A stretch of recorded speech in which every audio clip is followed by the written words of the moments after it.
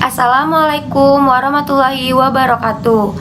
Perkenalkan, kami dari kelompok 6 ingin mempresentasikan hasil kerja kami mengenai lingkungan belajar dalam psikologi pendidikan yang diampu oleh Bapak Agus Wedi.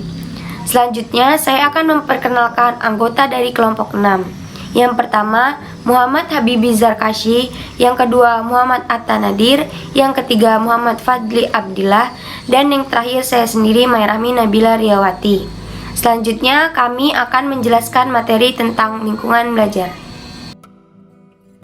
Pengertian lingkungan belajar.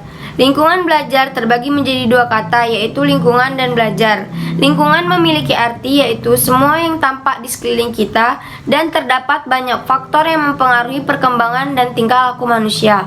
Sedangkan belajar adalah aktivitas yang dilakukan dengan sengaja sehingga menyebabkan perubahan pada individu yang relatif tetap dalam pengetahuan, sikap, dan keterampilan.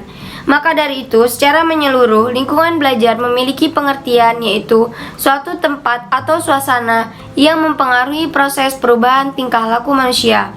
Manusia yang dimaksud adalah siswa, karena siswa sebagai subjek yang berada di lingkungan tersebut. Menurut para ahli, lingkungan belajar memiliki pengertian sebagai berikut.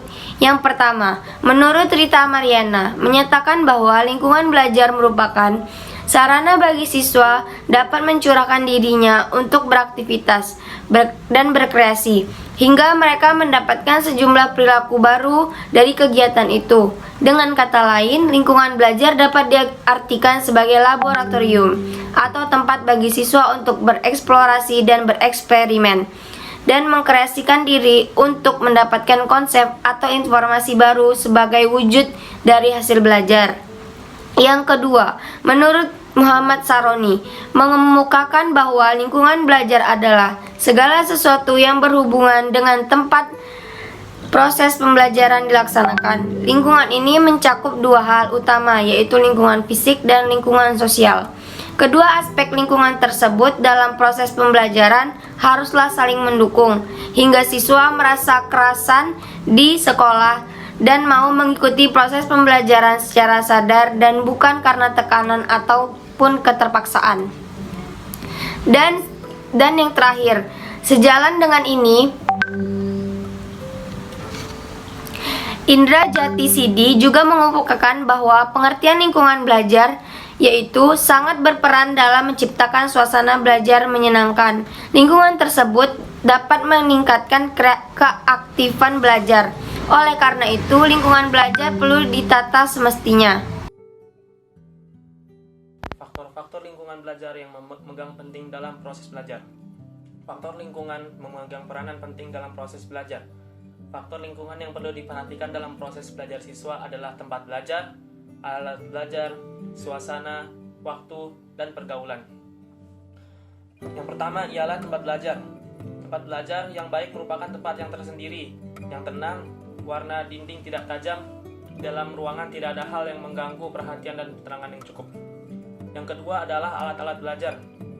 Belajar tidak dapat berjalan dengan baik tanpa adanya alat-alat belajar yang lengkap. Proses belajar akan terganggu apabila tidak tersedia alat-alat belajar. Yang ketiga ialah suasana. Suasana berhubungan erat dengan tempat belajar. Suasana belajar yang baik akan memberikan motivasi yang baik dalam proses belajar dan ini akan memberikan pengaruh yang baik pula terhadap prestasi belajar siswa. Yang keempat ialah waktu. Pembagian waktu belajar yang tepat akan membantu proses belajar siswa. Pembagian waktu yang dilakukan siswa dapat membuat siswa belajar secara teratur. Yang terakhir adalah pergaulan. Pergaulan anak akan berpengaruh terhadap belajar anak. Apabila anak dalam bergaul memilih dengan teman yang baik, maka akan berpengaruh baik terhadap diri anak. Dan sebaliknya, apabila anak bergaul dengan teman yang kurang baik, maka akan membawa pengaruh yang tidak baik pada diri anak. Aspek-aspek lingkungan belajar. Ada beberapa aspek dalam lingkungan belajar yang dihadapi siswa, yaitu satu, lingkungan keluarga. Keluarga adalah persekutuan hidup terkait dari masyarakat negara yang luas.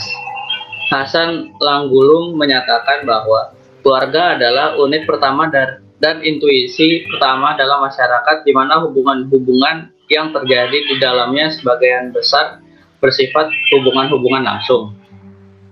Dalam arti yang sempit, menuju suatu unit sosial yang terdiri dari seorang suami dan istri, atau dengan kata lain keluarga adalah perkumpulan yang halal antara seorang laki-laki dan seorang perempuan yang bersifat terus-menerus, di mana yang satu merasa tentram dengan yang lain sesuai dengan yang ditentukan oleh agama dan masyarakat.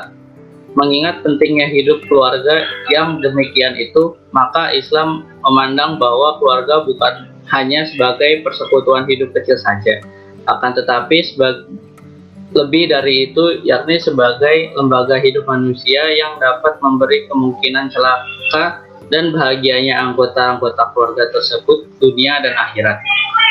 Keluarga merupakan masyarakat ilmiah yang pergaulan di antara anggotanya bersifat khas. Dalam lingkungan ini terletak dasar-dasar pendidikan. Disinilah pendidikan berlangsung dengan sendirinya sesuai dengan tatanan pergaulan yang berlaku di dalamnya. Artinya, agar diketahui dan diikuti oleh seluruh anggota keluarga. Di sini dikatakan, dasar-dasar pengalaman melalui rasa kasih sayang dan penuh kecintaan, kebutuhan akan kewibawaan, dan nilai-nilai kepatuhan. Justru karena pergaulan yang demikian itu berlangsung dalam hubungan yang bersifat kepribadian wajar, maka penghayatan terhadapnya mempunyai arti yang amat penting. Sehingga keluarga harus mendapat pimpinan ayah dan ibu sebagai kepala duit tunggal yang mempunyai tanggung jawab. Demikian juga Islam memerintahkan kepada kedua orang tua untuk berlaku sebagai pemimpin keluarga. Secara garis besar, beberapa fungsi keluarga dalam mendewasakan anak dapat dikelompokkan sebagai berikut. 1. Fungsi protektif, yaitu melindungi dan menjaga anak dari mara bahaya dan pengaruh buruk dari luar atau dalam, serta melindungi dari ketidakmampuan anak untuk bergaul menyesuaikan diri terhadap lingkungan.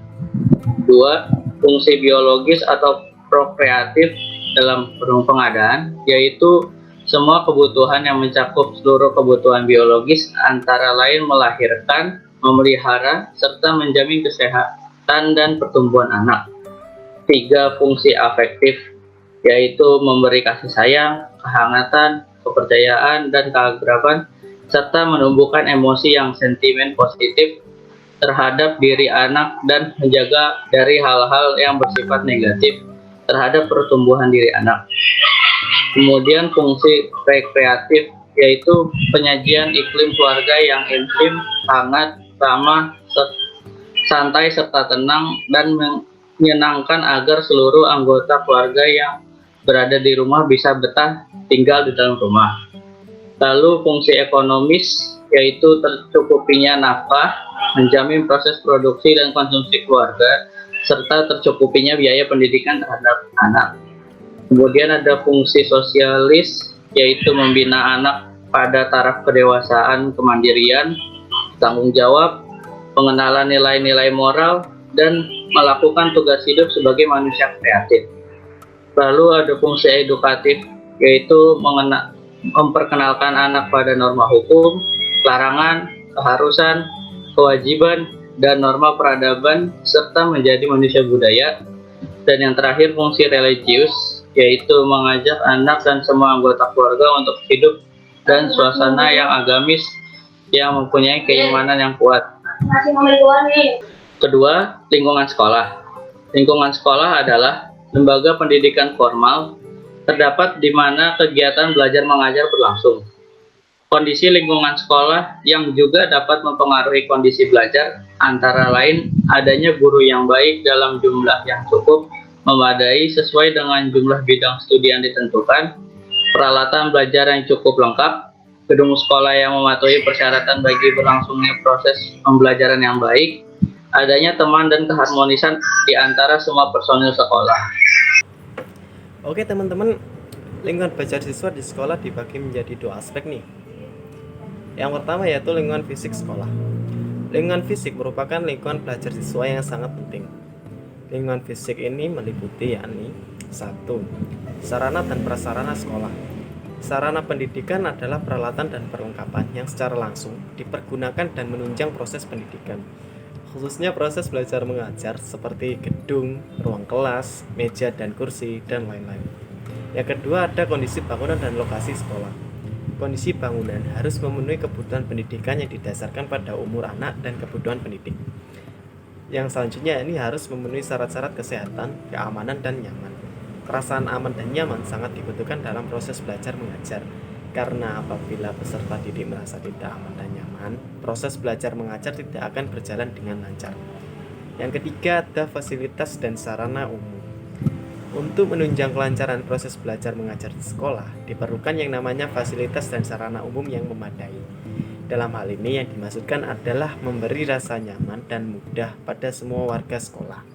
Seperti dengan adanya gedung sekolah yang bagus, kamar mandi yang bersih, dan sebagainya. Oke, yang kedua ada aspek lingkungan sosial. Tugas seorang guru adalah harus membina siswa-siswanya di sekolah dengan lingkungan sekolah yang baik. Nah, lingkungan sosial ini meliputi yakni 1. Sikap dan penampilan guru. Faktor yang paling besar pengaruhnya dalam proses pendidikan yang ada di sekolah adalah seorang guru. Seorang guru harus bisa memberikan contoh yang baik bagi peserta didik, karena apa yang diamati peserta didik akan dapat dicontoh olehnya. Yang kedua ada sikap dan perilaku siswa. Apabila guru kurang mengawasi dan kurang pendekatan dalam peserta didiknya, maka tidak akan memahami sikap dan perilaku siswanya dalam proses pembelajaran yang terjadi. Ketika sikap dan perilaku siswa kurang baik, seharusnya diberi pelayanan bimbingan dan penyuluhan agar dapat memperbaiki sikap dan perilaku tersebut. Nah, hal yang mempengaruhi sikap dan perilaku siswa sangatlah beragam, dan salah satunya adalah teman bergaulnya. Teman bergaul yang baik akan berpengaruh baik terhadap diri peserta didik, begitupun sebaliknya. Dan yang terakhir adalah lingkungan masyarakat. Dalam proses belajar mengajar, lingkungan masyarakat juga berpengaruh. Pendidikan dalam masyarakat boleh dikatakan pendidikan secara langsung. Pendidikan yang dilaksanakan dengan mencari pengetahuan dan pengalaman sendiri dan keagamaan masyarakat. Melalui pendidikan inilah masyarakat mengajarkan bagaimana cara bertingkah laku dalam hidup bermasyarakat. Oke, baik teman-teman, sekian dari kelompok kami. Apabila ada salah kata, saya mewakili dari kelompok 6. Mohon maaf yang sebesar-besarnya. Saya akhiri. Wassalamualaikum warahmatullahi wabarakatuh.